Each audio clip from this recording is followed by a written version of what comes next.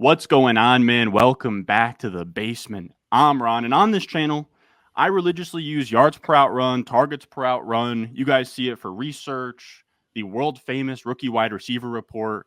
And today we bring on Ryan Heath to pour cold water all over my prior use of yards per out run. Ryan came out with a really cool article sort of going through a new stat that he's found per route data that is really helpful for fantasy.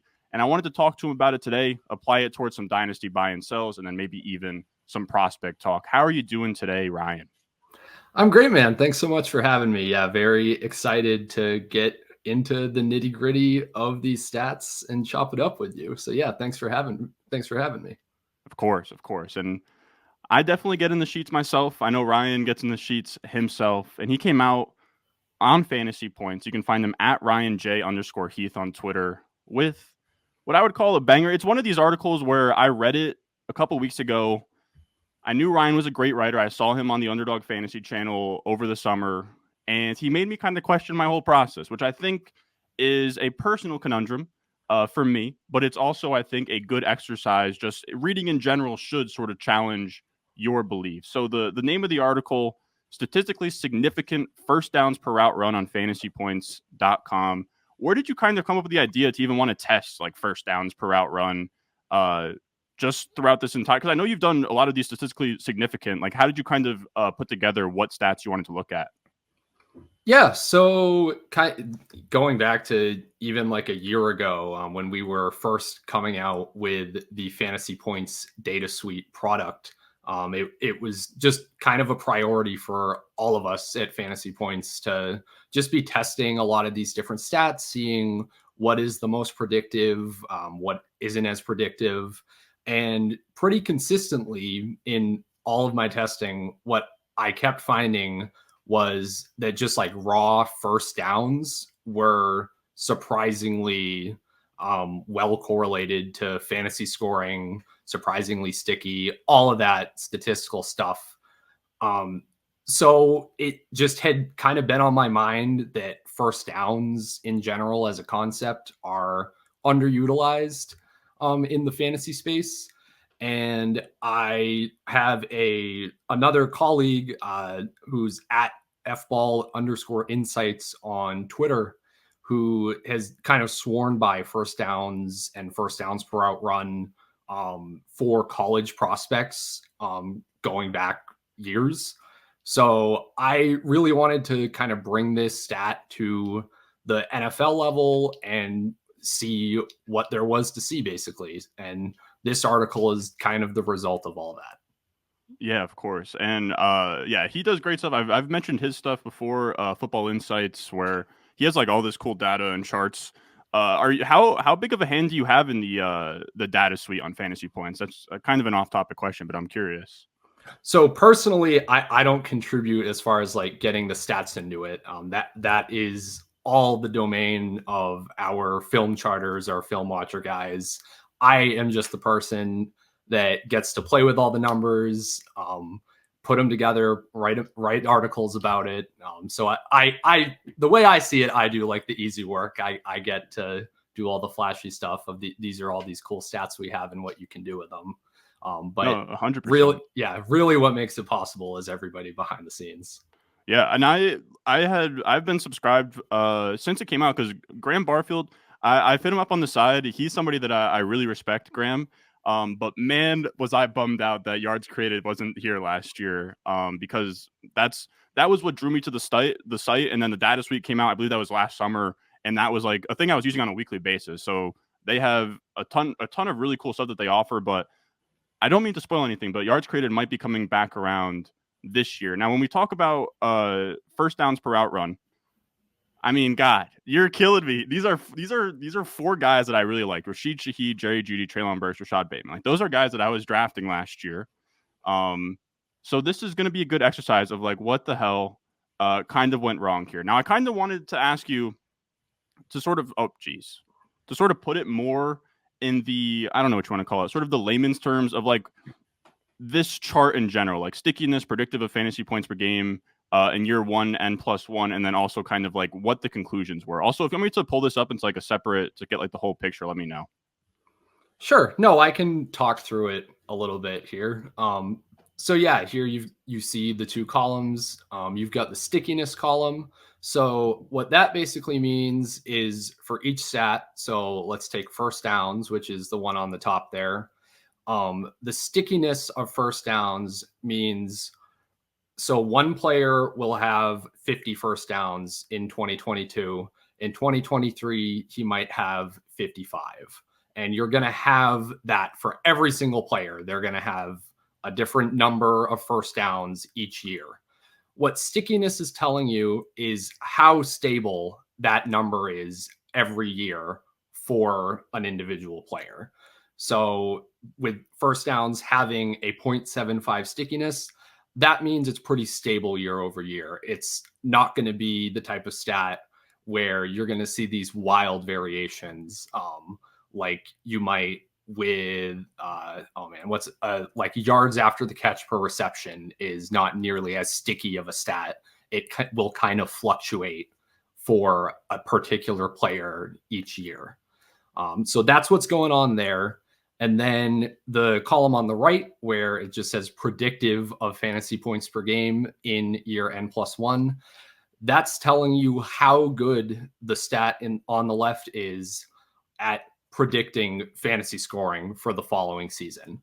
So it's kind of sorted by that. The metrics at the top, those are the best ones to look at in terms of I want to predict who's going to score the most fantasy points next year.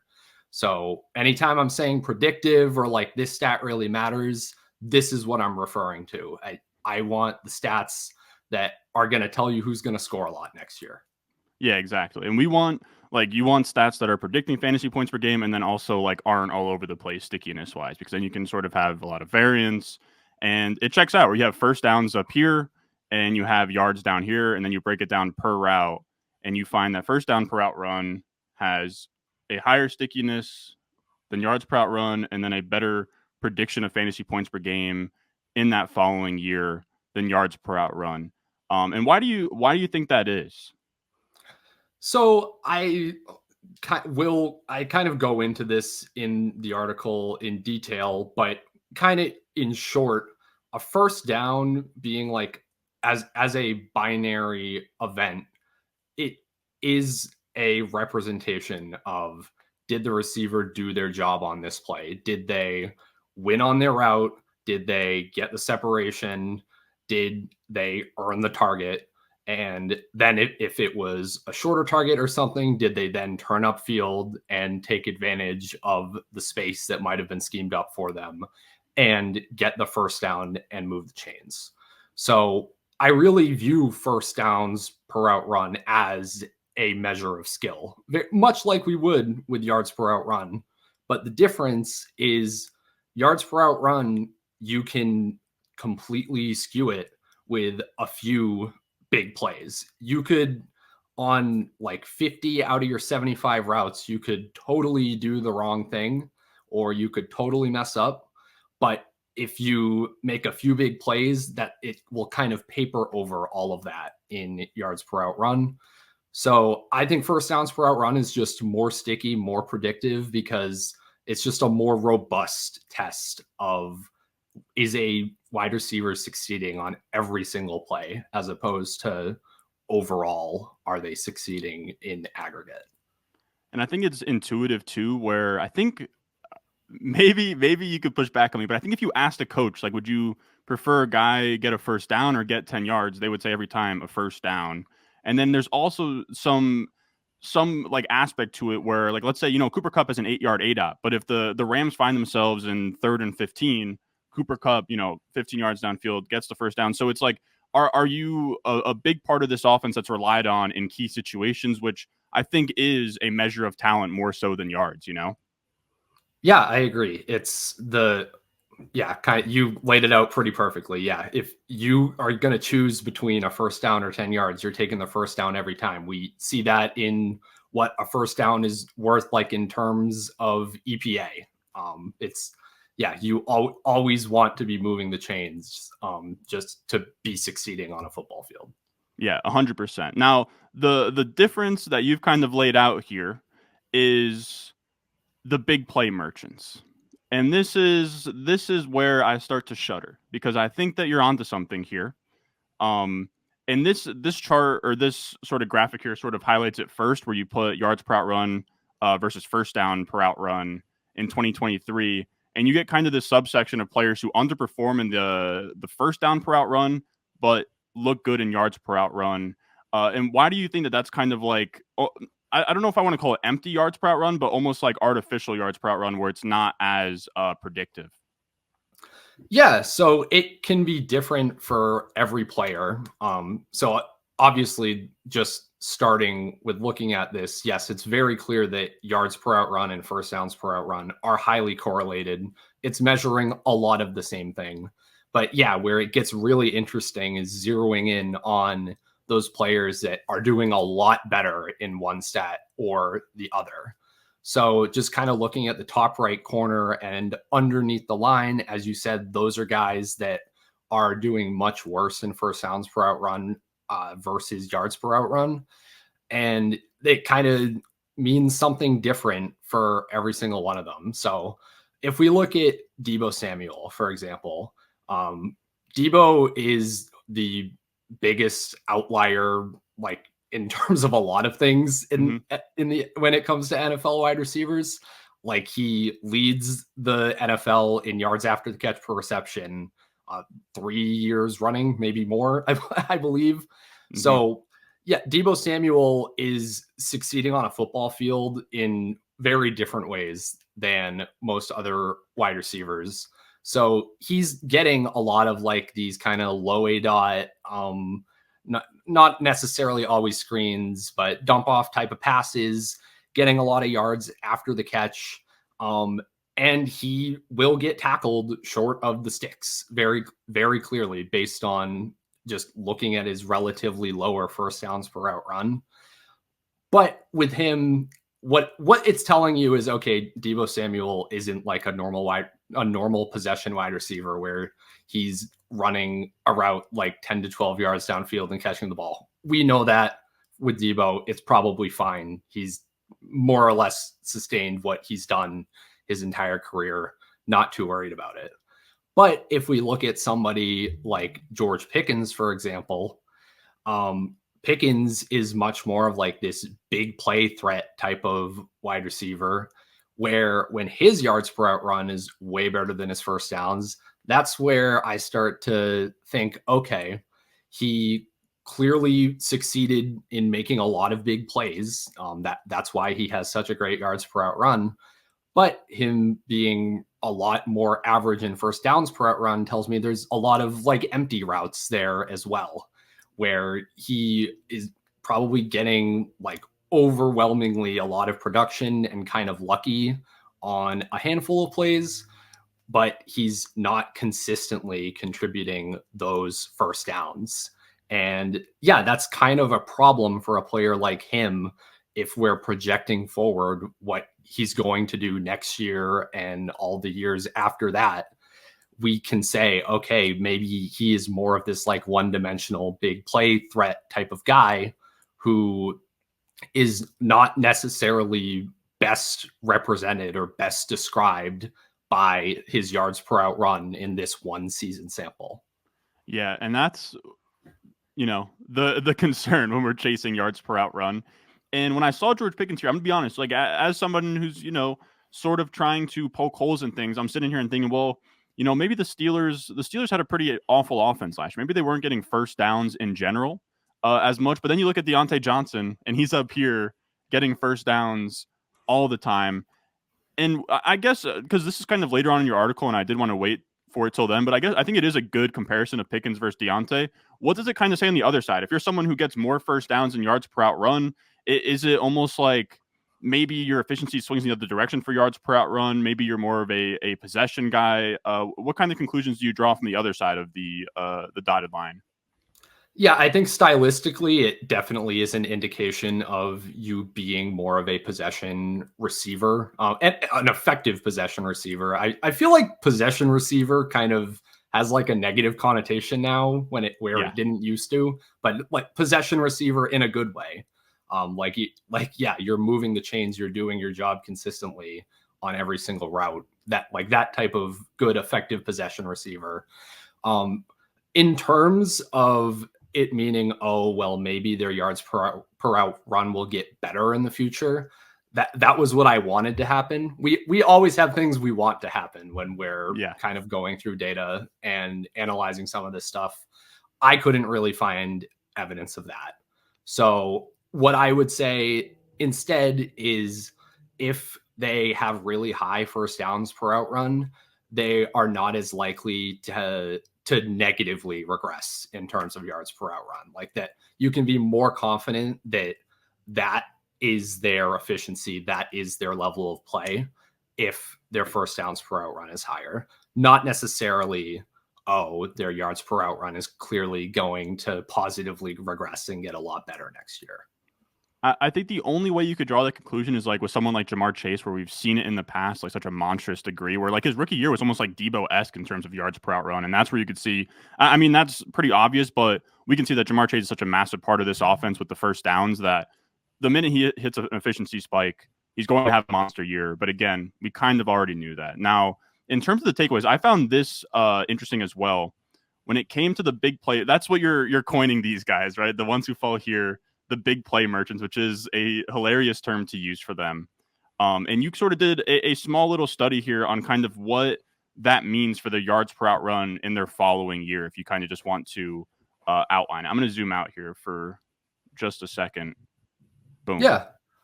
Yeah, no, I can outline this. So basically, I looked at every player over the past 3 seasons where we had data in the Fantasy Points data suite. And I just ranked all of those seasons by both yards per out run and first downs per out run. So players that had significantly better yards per out run than first downs per out run, I just gave them the catch-all group name of big play merchants. Players that were about even in both stats, I just called normal players. And then players that were much better in first downs per out run than in yards per out run, I called possession merchants. And then what I did was I took those 3 groups, looked at each of those players, and just indicated whether their yards per out run increased or decreased in the following season. So did they become more or less efficient in the following year? And what I found was those big play merchants that were way better in yards per out run than first downs per out run overwhelmingly became less efficient the following season. So 85% of them. And this isn't just like, you can tell that it's significant because it was about 50-50 for all of the other players. That like a priori, it should be a 50-50 chance that any particular player becomes more or less efficient in a season. When we have a group like this where 85% of them are becoming less efficient, that's something I want to pay attention to. So it's concerning to me for any of these players that fall into this bucket going into 2024. If we're trying to make any sort of projection of, oh, maybe they're going to improve as a player, maybe they are going to become more efficient and be a better fantasy asset, I want to pump the brakes. Yeah, and this is this is bad. I mean, four out of the 26 players in I believe your 3-year sample here decreased their yards per out run the next season. So that's really good. So we want to be kind of, fading the big play merchants. It's a great way to poke a hole in yards per out run and give it more context. Like I think honestly, I do a rookie wide receiver report during the season where I break down yards per out run, targets per out run, all of that for rookie wide receivers. I think I'm going to add this next year to kind of, add another layer of context because, we saw, and someone you mentioned at the beginning of the article, is Treylon Burks was one of these big play merchants where his year 1 yards per out run was good, something that we saw as signal, and it didn't really pan out, which, is very useful. Yeah, absolutely. And yeah, those names that you mentioned at the top, the Rashid Shaheeds, the Treylon Burkses, the Rashad Batemans, all guys that I like. Yeah, those were all guys I was drafting last year too. And I mean, of course, yards per out run was part of the reason. So yeah, I really think that first downs per out run in conjunction with other stats, especially a stat like yards per out run, is the best way to use it. No stat is going to be the be all end all, but just knowing that this is another important stat that we should take into account, I think is important. 100%. Now, this is kind of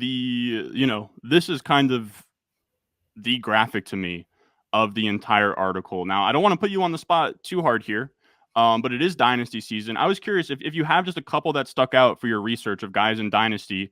I know we were talking before the show. You said you were in a couple Dynasty leagues. Is there any one that sticks out as guys that you would be looking to sell? Or maybe a guy that you see here has a difference of 0.1 or more in terms of percentile? Maybe you're like, I still don't really want to sell him, because I will be honest, that's kind of Curtis Samuel to me. He's already in wide receiver 60 territory, and I do kind of like the idea of him in a Josh Allen offense. I'm curious of kind of like how you are weighing this data in your approach. Yeah, so I mean, the first consideration is always going to be cost, right? So if you're looking at guys like Jayden Reed and Jordan Addison, okay, these are young players who were fairly efficient as rookies or fairly productive as rookies. Everybody read my age curves article last year, so people are trying to target year 2 wide receivers, of course. So just seeing like Jayden Reed and Jordan Addison and where they're going in dynasty startups, those are guys that I'm wanting to tap the brakes on a little bit. So, and we can go specifically into each of them, but with Jayden Reed, my I have 2 concerns with Reed. One is the amount of designed targets and designed plays that he was getting. He had the 6th most of any wide receiver last year. So that's not necessarily a bad thing. A designed target means, okay, the offensive coordinator wants to get you involved, which is great. But in Reed's case specifically, because he played almost exclusively in the slot, that just gives me a little bit more like schemed up kind of gadgety types of vibes, rather than, okay, this is like a complete wide receiver who is going to continue to develop and is going to be able to play on the outside and is going to progress in his career. And it's especially concerning when you kind of put him up against some of his teammates like Dontavian Wicks, like Christian Watson, and just compare their costs. I just, in a lot of stats that matter, like just straight up receiving yards per game, when you're looking at when all of them were healthy, Dontavian Wicks was right there with Jayden Reed, and he's 10 rounds cheaper in dynasty startups. So I'd just always rather make that bet. It's not anything like super against Jayden Reed himself. I think he's like fine. I don't think it's, oh my God, you need to sell him and immediately get him off of your dynasty roster. But that's just kind of where I stand with Reed. And I should say Dontavian Wicks was an absolute standout in first downs per out run. So if you're just looking for like, okay, who's the sleeper by this stat that I should be paying attention to, it's Dontavian Wicks right there between DJ Moore and Tank Dell. Which is pretty crazy. I'm not gonna lie. Like, this is you sort of top 15 here, and Dontavian Wicks really pops. And I've had people. I got to be honest. Like, you're exposing me here. I had Jayden Reed as a buy. I want to say maybe a couple months ago, like right after the season started. I was looking at the rookie wide receiver numbers, and he did look great. But this is a good way to sort of pour cold water on it. And I don't mind the idea, kind of like what you outlined with these Packers wide receivers. Like, this is very much a micro take with the Packers wide receivers, but they're all solid and they get rotated around and they had different route shares at different points of the year. And we know Jordan Love is good. LaFleur produces good offenses. I don't mind the approach of kind of taking the best value and just sort of seeing how it all shakes out. Like, I don't even think Dobbs is a terrible one to hold on to. So yeah, I don't hate the idea of moving off of Reed. He is very expensive right now. Now, I am curious. I have seen you cape up for Christian Watson on Twitter before. Is Christian Watson? He's not with Dontavion Wicks with his first down per route run stuff. He has the hamstring stuff. I heard that recently he's looked into the hamstring and like what the root of that problem is that he's been having with his hamstrings.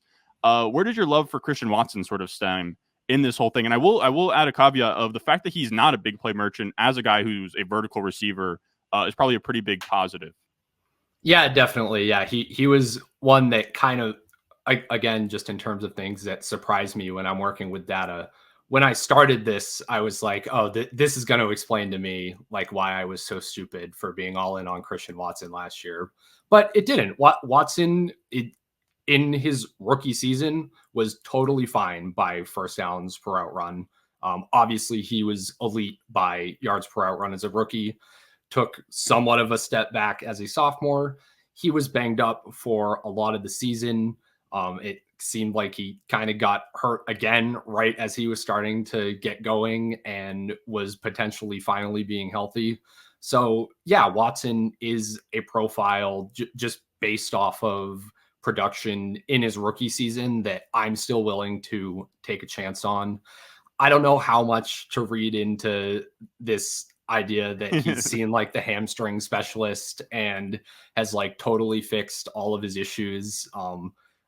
I feel like we hear that a decent amount about different players and it rarely pans out. Like probably the only recent example I can think of that actually working was with apparently Alvin Kamara last offseason made like a bunch of changes conditioning wise and everything. And that did somewhat show it certainly in his usage last year. So yeah, you'll occasionally get guys where those narratives and those storylines actually kind of work out, but I'm just viewing Watson as young, talented player. If he stays on the field, he's probably going to be pretty good at his cost in Dynasty right now. Yeah, and I'll add, I was looking at the chart before, but you have minimum 300 routes, but it does show here like you have 215, 269. So you did run Christian Watson through the exercise. So again, it's nice to know he's not there. And I will say a player who's kind of vindicating. I mean, I'm putting you in a tough spot here, Ryan. I'm not going to lie. You know, when you pour cold water on the rookie or the year two wide receivers, everyone loves the year two wide receivers. You cannot talk bad about any of them. But I did feel kind of vindicated when you put Jordan Addison here. I've been a little bit hesitant to call him a sell, but he's not someone sort of just in his entire rookie season, looking at it from like, a data, like detail oriented point of view. It wasn't all that crazy. Now, you can, of course, say he ran a lot of routes in that Vikings offense. So it's going to water down some of his yards per out run and everything. But at the stuff that I look at, right, before we even go to first down per out run, 80 plus receiving grade. That was Tank Dell, Rashi Rice, Puka Nakua last year. Zay Flowers a 75. Jordan Addison 69.7. Not great. Then you go to yards per out run, and like it was underwhelming where you have again like Zay Flowers 1.72. That's fine. Jordan Addison was 1.5. So now you're telling me that like if those are the numbers, I'd almost prefer that he's getting first downs and being like a true utility. But we saw, I want to say Kirk Cousins hit him on like a Thursday night game, like blown coverage. I don't remember who they were playing, but he had like a huge play. He was another one of these guys that I think Jahan Dotson's is a unfair comparison, but the same way of his touchdowns kind of buoying his like perception and his fantasy points, where Jordan Addison had 10 touchdowns last year on like 100 targets. What do you kind of see with Jordan Addison, and how are you playing that out? And then on top of that, you have like the Sam Darnold going from Kirk to Sam Darnold situation. Yeah, exactly. So Addison is probably the most direct example I can use for this like first downs per out run analysis, where for Jordan Addison to give you more than he gave you last year as a fantasy asset, he has to progress as a player and become more efficient. He ran the 9th most routes of any wide receiver. That Vikings offense was obviously very high volume, both when Cousins was healthy and when he wasn't. So Addison, you need like the year two, he's getting better as a player type of leap for him to be worth anything in fantasy. And when he's in this big play merchant bucket where, as you mentioned, a lot of his production was kind of buoyed by like these handful of big plays. There are definitely like a couple of busted coverages, like long touchdowns that I think do stick in people's minds. That's the exact type of thing that is going to inflate your yards per out run, but your first downs per out run is going to not be fooled by. So yeah, as far as Addison goes, his cost isn't like insane anymore. After it was confirmed that Cousins wasn't going to be coming back, if the Vikings trade up and draft JJ McCarthy or Drake May or whatever the latest rumor is, then maybe that's going to come back in full force. But yeah, I am pretty down on Addison in general. And you add in the fact that he played half the season without Justin Jefferson, without that target competition. So, I mean, that he should have been way more efficient. He should have been earning a lot more targets than he was, especially when Jefferson was out. Like, we can only assume Jefferson's going to play most of the season this year. So yeah, just a lot of reasons that I have for pessimism on Addison. And I like this I mean, I didn't really plan for the video to go this way, but we're, focusing in on year two guys, because I'm going to be honest, like when we sort of look through the past archives, it's almost like I think the fantasy community was aware of the trends of the year two breakout and the year three breakout.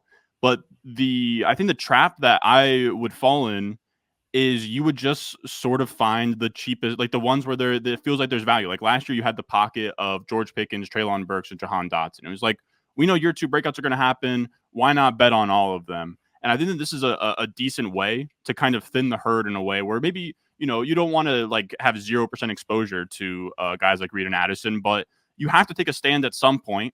Or like in the year before that, I was Chase Claypool year two. Like I like Chase Claypool heading into year two. He was great. You have a lot of those kinds of examples. I mean, Ayuk we've found now is great, but he was also one of these guys year two. Like it's not, of course you're going to get a massive ceiling from these year two breakouts, but you're also, only half of them or a handful of them are going to actually like really pan out. So I do like this as a way to kind of see, when rubber meets the road, what are we dealing with here? Now I will say, I see Marvin Mims on the bottom. That just caught my eye here. He is cheap. Do you have any Marvin Mims takes? Because he is somebody that when I was doing the rookie wide receiver report, his yards per out run, like the first 4 weeks, it was like, holy shit, Marvin Mims has arrived. And then nothing happened. And I do think that it's a testament to this like research that he was probably a big play merchant where he had a lot of busted plays, a lot of big plays, and it wasn't, consistent first downs and being like an engine of this offense. Yeah, I've had quite the journey with Marvin Mims. So yeah, in like week 5 last year, I was absolutely the guy tweeting like, hey, Marvin Mims like leads the Broncos in receiving yards right now and has a 10th of the routes as Cortland Sutton and Jerry Jeudy. Like at Sean Payton, what are we doing here? So I absolutely was on that train for a while. Now kind of fast forwarding to this offseason with Jerry Jeudy leaving, and I get it. I understand why people are optimistic about Mims based on that, but we have to consider there's a couple things we have to consider. One is that this is the type of player Marvin Mims was in college. He was great by yards per out run. Had one of the better freshman yards per out run seasons in his draft class. I was all over him. Scott Barrett was all over him. We were united in our love for Marvin Mims on that, but with the understanding that a lot of this is like the big play field stretcher type of stuff that doesn't always translate to like the most stable fantasy assets. But now with Mims, we're staring down a rookie season where being real, he didn't do very much. He was not productive pretty much at all. We can argue that is like Sean Payton's fault, or that he just hates rookies or makes irrational decisions or whatever. Guess what? Sean Payton's still there. I feel that we often fall into this trap of the year two breakout for the guys that have nothing to build on. I would put Mims in that category right now, where if you walk in and you have no NFL production in your rookie season, I'm pretty much always just done. So before the Judy trade, when Mims was free, maybe you could like swap him for like a third, fourth pick swap or something. It was kind of whatever. But now that Mims is kind of on the fringe of like a legitimate dynasty asset that you would need to send picks away for, I'm all set with that. Yeah. And Yeah. Scott, yeah, I challenged Scott Barrett because he disagreed with me on this. Like, name me a wide receiver drafted on day 1 or 2, as Marvin Mims was, who was as unproductive as he was as a rookie, who turned out to be like anything in the league. And the last relevant example that I think he could give me was Devontae Adams, who was actually fine as a rookie. It was his year 2 that was like historically bad. So I feel like we remember that a little bit strangely. But yeah, the history just is not on Mims's side in any way. So yeah, I always just sell the rookie year face planners. Yep, and that's something that I know Bean Counter was kind of the father of, and something that I looked into a bunch. And I think, I mean, God, the 11th percentile first down per out run, second worst on this list, only in front of Jalen Hyatt, who is also kind of an analytics darling. Just absolutely brutal stuff. Now, that does take us to what I wanted to sort of apply this. So now we've talked through some year 2 wide receivers and how to kind of apply this data. I know you said you haven't really worked too much on this rookie class, but I think it would be good just to kind of get a fresh mind where I'm at this point now. I got to be honest, man. Like I was today, I was scrambling. I've been working on a mock draft. I'm going to drop tomorrow, like an NFL mock draft. It's a little bit weird. I do fantasy football, but that is a passion of mine where I enter the accuracy contests. And I'm looking through Lance Zierlein mocks. I'm looking through Daniel Jeremiah mocks. I'm looking through everything. And at this point, my mind is just kind of an echo chamber of just like what's going on here. So I am curious to know if anything stands out to you. What I did is I went ahead and I put this draft class in 2024. I put Puka at the top. I don't know. We'll see what I title this video. I might use some clickbait with like, oh, we'll find the next Puka. Probably not, because there's no magic stat. But if we did this exercise last year, Puka would have stood out. Where if we look at his yards per out run and his first down per out run, both really crazy. Where you can see Marvin Harrison Jr. has the best at 0.137 first down per out run. Puka Nacua 0.134. So like it's he's above everybody in this class besides Marvin Harrison Jr. and his yards per out run is the only one above 3. So Puka was this guy where we use a lot of market share stats, or I do in my models, where it's like how much of the offense are you commanding, and we do get these examples where players just I don't know, they run routes in a limited capacity. They do well in those routes, but they're not like this massive part of the offense. And I think someone that sticks out right away when I'm just sort of glossing through this is Ladd McConkey. He does kind of get those comps a little bit of, a guy that moves the chains, is really good on a per out rate basis. He's not going to pop in your model. He's someone I keep fighting myself on, man, where 2020 me would have been like, dude, like Ladd McConkey, like get him out of my face. I don't care where he gets drafted. I don't care what happens. He will not be on my dynasty rosters. But now I'm starting to kind of warm up to him, the idea of what he does. I think that he has the fourth, behind just Puka Nacua, Marvin Harrison Jr., and Bleak Neighbors, he is the next best first down per out run. I'm curious if anything sticks out to you, whether it be like somebody who's bad in both, good in both, or like you said, kind of a big play merchant, because I do have a couple that stick out. Yeah, no, I am with you on McConkey in terms of like, okay, I fade these guys of, okay, they haven't been like, they don't have the market share stats, sure, but yeah, I'll entertain it with McConkey if he gets the draft capital. All of the film guys really like him, so if I can find like a statistical reason to get on board with a guy like that, then I probably will. I would say, just making this a little bit more macro on the class, kind of that like second tier after the consensus top 3 of Harrison, Neighbors, and Rome. I understand that the industry is pretty high on a lot of these guys, the Brian Thomases, the AD Mitchells, even the Xavier Worthies. And don't get me wrong, those guys probably, from the sounds of it, will be getting first round draft capital. But kind of just in terms of both their yards per out run and their first downs per out run and their overall production profiles, I'm going to be selling those late firsts in rookie drafts if those are the guys that are going to be taken there. Like, I get it. There are film reasons, draft capital reasons to like these guys as players. There are smarter people than me that will cape up for every single one of these guys. But look, this is my process. This is what I know. If someone can't be efficient or productive at the college level, I just have a really hard time understanding how that's going to change at the NFL level. We see this year after year with these types of prospects. And I mean, some of them might be more valuable in real life to their actual NFL teams that draft them, but our job is to predict fantasy points. And I think that whole second tier just kind of is lacking in these metrics that do predict fantasy points.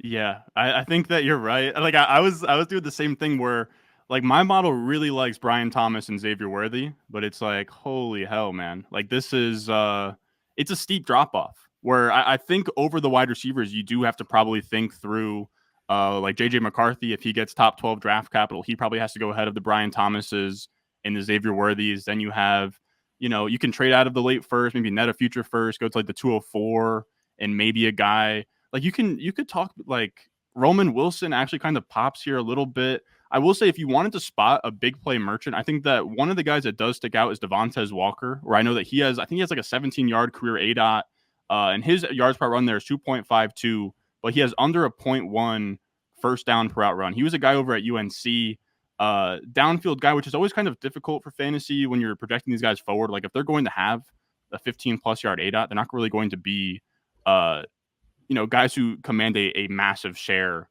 of the offense. And I will also say too, like Rome Odunze doesn't look great in my model. I'll just come out and say that. But when you compare him to his teammates, Jalen Polk was on Washington and Jalen McMillan was on Washington, you can see like it like those are two NFL guys who are going to go day two, and he blew him out of the water in yards per out run. He blew him out of the water in first downs per out run. Like it really isn't even close. Is there anything else that sticks out to you? Just a couple notes. Not really. I would just piggyback off that and say, yes, target competition absolutely does matter. It matters in terms of market share stats, and it does matter in terms of yards per out run, first downs per out run, any of these per route efficiency stats that we're going to talk about. Because yeah, to get a yard, to get a first down, you do have to earn a target. That is going to be harder if you're playing at a major program, if your target competition are other NFL caliber talents. So yeah, it's fine to keep that in mind and adjust upward a little bit with a Brian Thomas, with an AD Mitchell. I totally get that and get that context, but that's still not going to, in my mind, that's still not going to make them be in anywhere near like this top tier of receiver talent that I see in this class. Yeah, and I wanted to point out one more thing. I don't want to put you on the spot. Malachi Corley, his career ADOT 6.3, which I found kind of interesting that like his first down per out run actually shows like some signal. His yards per out run isn't too bad. Like did ADOT in your data, I imagine didn't come up much, but how do you think average at the target kind of puts itself in the entire thing? Like would you rather a guy who has a lower ADOT have a higher yards per out run than first down? Or would you rather him be a first down guy? Like I'm trying to think of some guys in the league that kind of have that archetype that might have popped, but what do you think about that? Like guys where they have like a weird ADOT, whether, same thing with like a George Pickens where it's a very far ADOT. Maybe he gets so many yards on a per route basis that like the first downs are kind of offset. But again, we're talking big play merchants. Like, I don't know if you want to call it like low ADOT merchants, but kind of like your Rondale Moores of the world, like these guys who just get like very small targets. How do you think they sort of fit in this sort of like research and exercise? Yeah, so I think those guys like your Rondale Moore types. I believe Josh Downs was a little bit in that category this year as well. Yes, I call them like in the big play merchants category. But what they really are is Deebo Samuels who can't be Deebo Samuel. That's more how I would view that. Of okay, yeah, like if they have this really low ADOT, they're being used in these more gadgety roles where they're meant to be like schemed all of this space to run after the catch. And yeah, first downs per out run will kind of catch on to that a lot of the time. And in the case of anybody whose name is not Deebo Samuel, yeah, it gives me a lot of pause if they aren't able to hit these first down per out run types of benchmarks with that. 100%. Now, I will say, I do want to take a couple notes here, just almost like mental notes. Troy Franklin's been a guy where I got to be honest, like Troy Franklin almost looks like Marvin Mims this year. Now, not from this screenshot, more so like his market share stuff. He's going to pop with the breakout age, all of that. This kind of shows to me that he's more solid than I thought. I kind of thought maybe he was somebody the analytic community was pushing up. He's like this thinner framed guy that like some of the film guys don't love at all. And like, to me, that sends off red flags. So Troy Franklin, this is a green flag for him, I'll say. Keon Coleman has been someone that I've liked, but it is a little bit scary that, you know, these are career stats. So Keon Coleman was at Michigan State, I believe, for his first year. But you do see his teammate Johnny Wilson this is projected draft capital, by the way. Johnny Wilson, 4th round guy, better yards per out run, better first down per out run. So that should be a red flag for Keon Coleman. He has plenty already, to be honest, with the reception perception stuff. And then I will point out Javon Baker pops here. Jamari Thrash pops here. Jacob Cowing, who I know a lot of people like. And then Jalen Coker, who's kind of been my guy out of Holy Cross, 7th round guy. Steve Smith likes him. He's someone to keep an eye out for sure. Now, that's going to do it. I do appreciate you making time on just, you know, a random Tuesday night to hop on here, chop it up, talk some ball with me. I appreciate you coming on and tell people what you have next, what's coming on. I assume you have, you know, you're going to completely follow up your age curves article and this article with even more goodness over at Fantasy Points. What do you got? Absolutely, yes. If you want to see what I'm writing next, you can always keep up with me on Twitter or X or whatever it's called. I am at RyanJ_Heath. Coming up soon, I have another article in this statistically significant series releasing. This one is going to be about missed tackles forced per touch for running backs. So kind of diving into some running back metrics for the first time this offseason for me. I think it's a great article, should be out in the next couple days. So go check that out.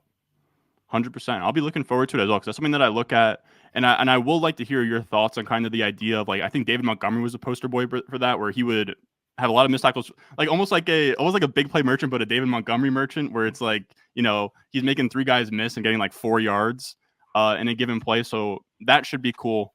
But regardless, Ryan, I do appreciate your time. And as always, everybody out there watching, if you enjoy, make sure you leave a like, subscribe, find Ryan on Twitter, read his stuff on Fantasy Points. He's one of, you know, usually we have guys that are, I was talking to him before the show, usually we have guys that are pretty old on this channel or just like collabs in general. He's also like me. We're both, you know, under 25 out here grinding in the fantasy streets. So show him some love. Regardless, I will see you guys in the next one.